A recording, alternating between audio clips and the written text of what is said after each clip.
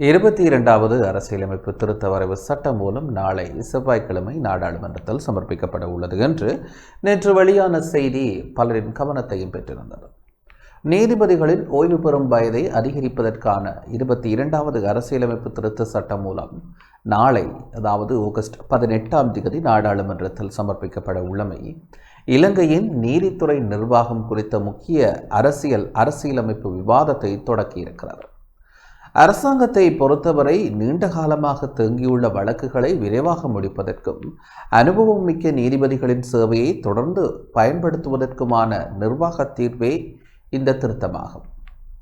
11 லட்சத்திற்கும் அதிகமான வழக்குகள் நிலுவையில் இருப்பதாக நீதியமைச்சர் கூறியுள்ள நிலையில் நீதிபதிகளின் பற்றாக்குறை நீதித்துறை தாமதத்திற்கான பிரதான காரணங்களில் ஒன்றாக முன்வைக்கப்படுகின்றது.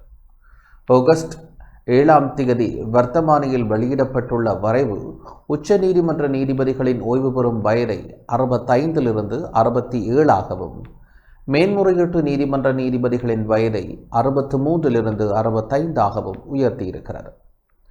பிரதம நீதியரசர் 67 வயதை அடையும் நாள் அல்லது அந்த பதவியில் 6 ஆண்டுகள் நிறைவடையும் நாள், இவற்றில் எது முதலில் வருகிறதோ அன்று ஓய்வு பெற வேண்டும் என வரையறுக்கின்றது. மேன்முறையீட்டு நீதிமன்றத்தின் ஏனைய நீதிபதிகளின் அதிகபட்ச எண்ணிக்கை 19லிருந்து 24ஆக அதிகரிக்கின்றது.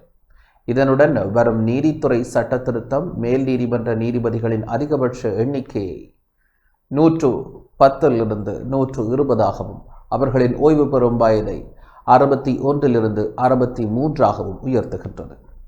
மாவட்ட நீதிபதிகள், நீதவான்கள் உள்ளிட்ட ஏனைய நீதித்துறை அதிகாரிகளுக்கு 62 வயது நிர்ணயிக்கப்படுகின்றது.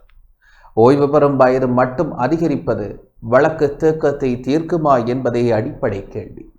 நீதிபதிகளின் எண்ணிக்கை, நீதிமன்ற உட்கட்டமைப்பு, டிஜிட்டல் வழக்கு முகாமைத்துவம், சட்டமா அதிபர் திணைக்களத்தின் திறன் மற்றும் விசாரணை தாமதங்கள் ஆகியவை ஒருங்கிணைந்த சரி செய்யப்படாவிட்டால் வயது நீடிப்பு மட்டுமே குறிப்பிடத்தக்க மாற்றத்தை ஏற்படுத்தாது. மேலும் நடைமுறையில் உள்ள நீதிபதிகளின் பதவிக்காலத்தை நடுப்பகுதியில் நீடிப்பது குறிப்பிட்ட நபர்களுக்கு நன்மை அளிப்பதாக தோன்றக்கூடும். அத்தகைய சந்தேகமே நீதித்துறை சுயாதீனம் பாதிக்கப்படலாம் என்று எதிர்ப்பவர்களின் மையமாக உள்ளது. அரசாங்கம் இதனை மறுத்தாலும் அரசியலமைப்பு விடயங்களில் நோக்கம் மட்டுமல்லாது நடைமுறையின் வெளிப்படைத்தன்மையையும் பொதுமக்களின் நம்பிக்கையையும் முக்கியமானவை.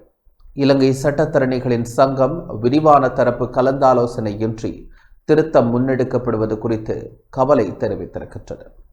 நிரப்பப்படாத உயர் நீதிமன்ற பதவிகள் இருக்கும்போது ஓய்வு பெறும் வயதை அதிகரிப்பதற்கான அவசரம் என்னவென்றும் அது கேள்வி எழுப்புகின்றது. இந்த விவகாரத்தை நாடாளுமன்ற தெரிவுக்குழுவுக்கு அனுப்புவது வெளிப்படைத்தன்மையை உயர்த்தும் என்பதே சங்கத்தின் நிலைப்பாடாகும். சட்டம் மூலம் நாடாளுமன்ற ஒழுங்கு பத்திரத்தில் இடம்பெற்ற நாளில் இருந்து 14 நாட்களுக்குள் எந்த ஒரு பிரஜையும் அதன் அரசியலமைப்பு செல்லுபடித்தன்மையை உச்ச நீதிமன்றத்தில் சவாலுக்கு உட்படுத்தலாம் என மனு தாக்கல் செய்யப்பட்டால் உச்ச நீதிமன்றம் 3 வாரங்களுக்குள் தனது தீர்மானத்தை சபாநாயகருக்கு அறிவிக்க வேண்டும். அரசியலமைப்பு திருத்தம் நிறைவேற நாடாளுமன்றின் மொத்த உறுப்பினர்களில் குறைந்தது 3/2 பெரும்பான்மை தேவைப்படும். மக்கள் வாக்கெடுப்பும் தேவையா என்பதை வரவிருக்கும் சட்ட போராட்டத்தின் முக்கிய அம்சமாக்கலாம். சட்டத்தரணிகள் சங்க தலைவர் அது அவசியம் என கூறுகின்ற நிலையில் அரசாங்கம் அதனை மறக்கின்றது. இறுதியில் இதை தீர்மானிப்பது உச்ச நீதிமன்றமே. நீதித்துறையின் மனிதவள பற்றாக்குறையை நிவர்த்தி செய்வதற்கான ஒரு கூறாக ஓய்வு பெறும் வயது அதிகரிப்பு நியாயப்படுத்தப்படலாம். ஆனால் பதவிக்கால மாற்றம் நீதித்துறையின் தலைமை மட்டத்தையே நேரடியாக தொடுவதால் அது சாதாரண நிர்வாக திருத்தமாக மட்டும் பார்க்கப்பட முடியாது.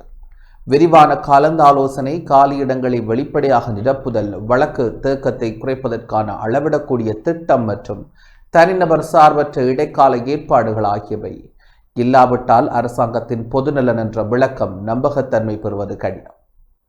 ஆகவே இந்த திருத்தத்தின் உண்மையான சோதனை நீதிபதிகளின் வயது எவ்வளவு உயர்கிறது என்பதில் அல்ல, நீதித்துறை மீதான மக்களின் நம்பிக்கையை பாதுகாத்தபடி அது எவ்வாறு நிறைவேற்றப்படுகின்றது என்பதிலேயே உள்ளது.